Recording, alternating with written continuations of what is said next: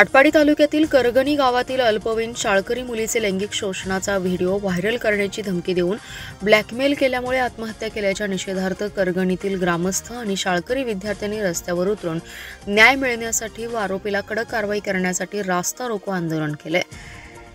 तब्बल 2 तास आटपाडी सांगली रस्त्यावर चक्काजाम करत दोषींविरोधात घोषणा देण्यात आल्या। कुटुंबियांना न्याय मिळण्यासाठी पोलीस आणि प्रशासनाने याबाबत तपासाला अधिक गती देण्याची मागणी यावेळी करण्यात आली आहे। करगणी येथील 3 आणि बनपूर येथील 1 अशा चौघांवर आत्महत्येस प्रवृत्त करणे, पोक्सो लैंगिक अत्याचाराचे गुन्हे दाखल झाले। या घटनेचा सर्वत्र निषेध होत असून करगणी येथे गाव कडकडीत बंद ठेवण्यात आले।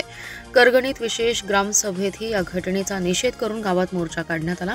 या घटनेने समाज मन खिन्न झाले असून सर्वत्र निषेध व्यक्त होतोय।